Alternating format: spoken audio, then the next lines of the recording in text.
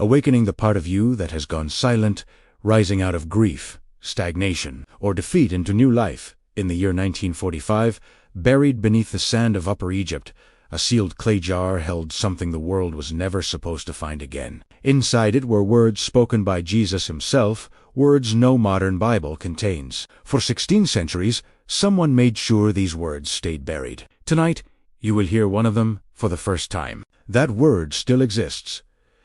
It has never stopped working, and by the end of this video, you will know exactly how to speak it yourself for over 1600 years. The church decided which words of Jesus the world was allowed to read, and which words would be erased from memory. Entire Gospels were removed from the Bible, and in the year 367 AD, a bishop named Athanasius ordered every non-approved Gospel destroyed by fire. Instead, they sealed 13 leather-bound books inside a clay jar and buried them in the desert, near a town called Nag Hammadi. There the jar remained, silent, for 16 centuries. Then, in 1945, 2 Egyptian brothers, digging for fertilizer, struck the buried jar with a hoe. 52 ancient texts spilled into the light of day.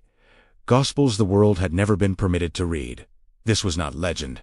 This was not speculation. It was a documented, verified discovery that reshaped what we know about the earliest followers of Jesus. Among those 52 texts were teachings that preserved something the 4 familiar Gospels only hint at the original sound of the words Jesus spoke. Because Jesus did not teach in Hebrew, and he did not teach in Greek.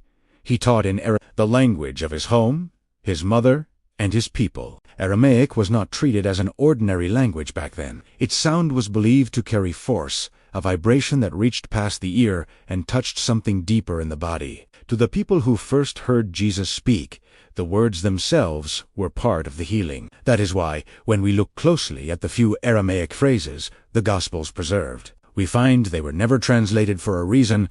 Translating them would have stripped away their power. Some who still hold to this tradition believe that pronouncing these exact sounds the way Jesus did can awaken something ancient inside a person, a reconnection to what they were always meant to be, down to their original design. One of those preserved phrases is found in the Gospel of Mark, chapter 5.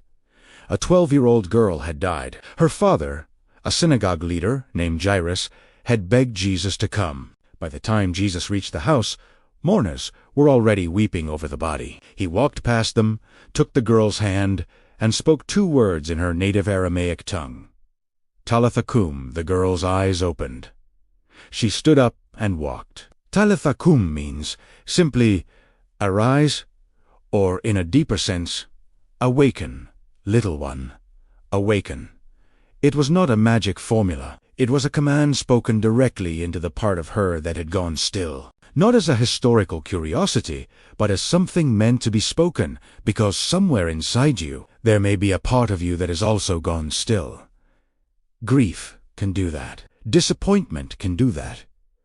Years of simply surviving can do that. And what was buried in a jar in the Egyptian desert for 16 centuries was not just a historical record. It was a reminder that this word was never meant to disappear. To understand why this phrase carries the weight it does, we have to sit for a moment with what it actually meant to follow Jesus in that time and place. Being seen with him was not safe. His closest followers were watched, questioned, and in many cases hunted first by religious authorities who saw his teaching as a threat to their control, and later by empires who saw his growing movement as a threat to their power. Many of the earliest witnesses to these healings paid for that closeness with their lives, and yet they kept speaking his words anyway. They kept teaching them in secret, in homes, in catacombs, passing them from one generation to the next at enormous personal risk. That is the kind of conviction this phrase was born into.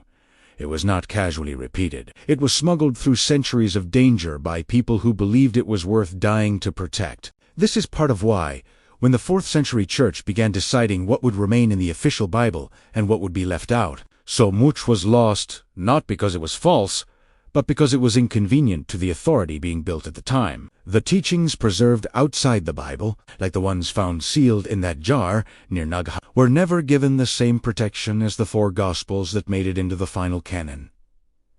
They were left in the sand, left in silence, left, some would say, waiting. And this is where the story of Talitha Kum becomes personal, because the same command spoken to a 12-year-old girl who had stopped breathing is not. Those who study these preserved Aramaic teachings believe the phrase was recorded exactly as it was spoken, untranslated, because the moment called for something beyond translation, a moment where something needed to be reached directly, not explained. We are going to come back to exactly how that reaching is believed to work, and exactly how you can use this phrase in your own life. But first, there is something else buried in those Hammadi jars that very few people have ever heard explained clearly. And it changes how we understand everything Jesus was doing in these healing accounts. If this teaching already feels this deep, imagine having a full guide with deeper explanations of JESUS's true teachings in Aramaic. You'll find the link to the study guide in the comments. And the best is yet to come. In the next chapters, you'll discover what could change everything for you, because the moment in that house with Jairus' daughter was never treated by the earliest followers of Jesus as a single, isolated event. It was treated as a demonstration, a living lesson meant to be studied, remembered, and eventually applied by anyone willing to understand it. Among the texts sealed inside those Nag Hammadi jars, several return again and again to a single idea that the official Bible only touches on briefly: that Jesus did not come only to perform miracles people could witness once and then walk away from. He came to show that this same power was available to those who followed him if they understood how to reach it. This is not a fringe theory invented centuries later. It is written plainly, in the words those buried Gospels preserved, that the kingdom Jesus spoke of was not only something coming in the future, it was something already present, hidden inside the ordinary person standing in front of him. This is where the phrase Talitha Kum becomes something more than a memory of an ancient miracle. If the deeper teaching hidden in these Aramaic accounts is true, then the command arise was never only spoken to that one girl. It was recorded, preserved, and passed down in its original untranslated form because it was meant to still be spoken, meant to still be received by anyone who had gone quiet inside. Grief does this to people. So does prolonged disappointment. So does the slow, grinding fatigue of simply getting through each day without ever truly living it. Those who kept these teachings alive at enormous personal risk believed that a person could reach a state, very much like that. Stillness Jairus' daughter was lying in, not dead, but not fully alive either. And they believed this exact phrase, spoken with understanding, was one of the few things capable of reaching a person in that state. But here is what almost no one talks about, and what we are building toward in the chapters ahead. There is a reason this particular phrase was left untranslated in every surviving Greek manuscript of Mark's Gospel, when almost everything else Jesus said was translated for the reader. Scholars have long noted this oddity without fully explaining it. The Gospels preserved outside the official Bible offer an explanation that the canonical text never gives, and it has to do with what was actually happening in that room the moment those two Aramaic words were spoken. We are not ready to reveal that, but by the time we reach the second half of this video, you will understand exactly why those words were kept in their original form, and exactly what that means for how you speak them yourself. For now, hold on to this. Talitha kum taklitha kum. Arise. Little one, awaken. Say it quietly to yourself if you want to. Notice how it feels different from an ordinary sentence. That difference is not an accident, and it is not your imagination. It is the first thread of something we are going to follow all the way to the end, to understand what was truly happening in that room.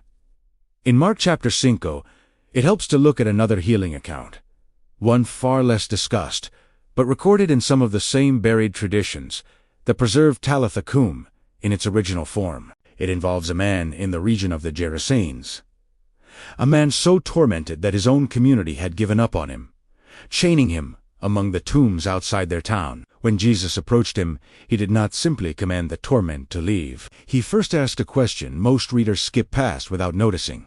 He asked for the man's name. Only after the man answered did Jesus act. In the healing accounts preserved outside the official Bible, this pattern repeats again and again. Jesus rarely acted on a person from the outside alone. He first required something to be spoken, named, or acknowledged by the person receiving the healing. This changes how we should read what happened with Jairus' daughter. Jesus did not simply speak Talitha kum into an empty room and expect an automatic result, as though the words alone were a spell with no participation required. He took her hand first.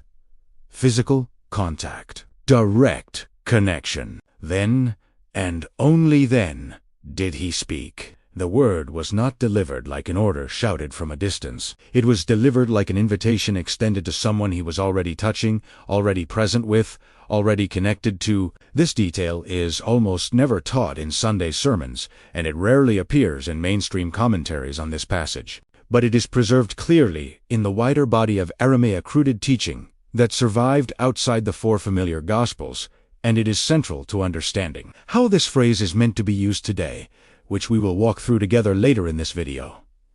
There is something else worth sitting with here. The girl in that account was 12 years old, described in the text as being at the very edge, between childhood and the responsibilities of adulthood. Some who study these preserved teachings believe this detail was never accidental. Jesus was addressing not the stillness of physical death alone, but the stillness that comes at a threshold. If that idea sits uncomfortably close to something in your own life right now, that discomfort is worth paying attention to rather than pushing away. We are not finished with this. Today I stop everything, take a deep breath, and declare in a firm voice before the heavens that have always heard the prayers of the elders. I speak with reverence like someone who knows the weight of words and the power of faith cultivated over the years. I say that I need open doors to work with dignity, to provide for my home and honor those who came before me. I affirm that lack will not define my future, and fear will not rule my steps. I proclaim that every unseen lock be removed, that every limitation be broken, that every delay be replaced by steady progress. I remember that prosperity is not haste. It is a firm path, a seed planted with discipline, a harvest built day after day. And now, like in the beginning of ancient prayers sung around fire and altar, I lift my voice and release the word that crosses centuries. Open yourself to provision. Open yourself to harvest. Open yourself to life that flourishes. And I prepare my heart to sing what I already believe. With reverence and gratitude. Open yourself. Heaven over my heart. Lead bread. Blow winds of favor and honest labor. Let what was planted in tears now rise in joy. Open yourself. Ancient paths are made straight. Fall silently. The heritage of the fathers bears fruit again. And I sing like one marching in confidence, repeating every line until the soul learns, until doubt is silenced, until the future aligns. I lift my hands as generations did before me, proclaiming that the source does not dry up, that the promise does not fail, that the table grows larger, that the harvest arrives at the appointed time. And the chorus rises in tone and intensity, with long open voices, steady like footsteps on secure ground, declaring that to prosper is to build, to save, to share, and to give thanks.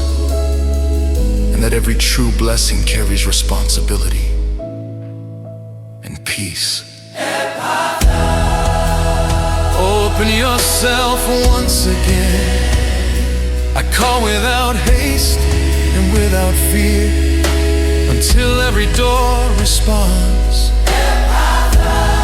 until the light fills every space, and between one note and another I give thanks, as if I were already reaping, honoring those who labored hard, those who taught perseverance, those who raised homes, fields, and families with sweat and faith. I plant my feet firmly on the ground and lift my voice so the valley can hear, so the city can hear, so my own soul can hear that provision is coming, that favor is approaching, that lack is losing strength before consistency. And I repeat the chorus at maximum elevation. Open yourself, heaven and earth agree. Tomorrow leans toward good.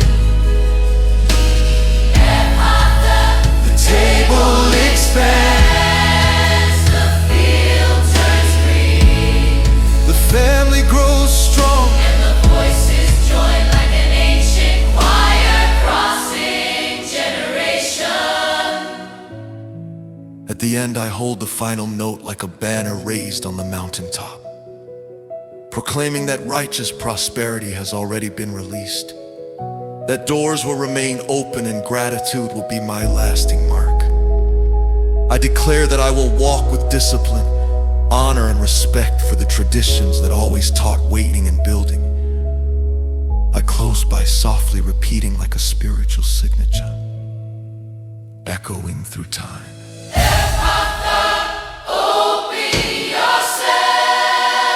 Remain open. Guard my house. Ephatha. Guide my day. And I let the melody descend slowly like a prayer resting in the heart, affirming that just as it has always been with those who trust, labor and persevere, so it shall be with me. Because the harvest comes,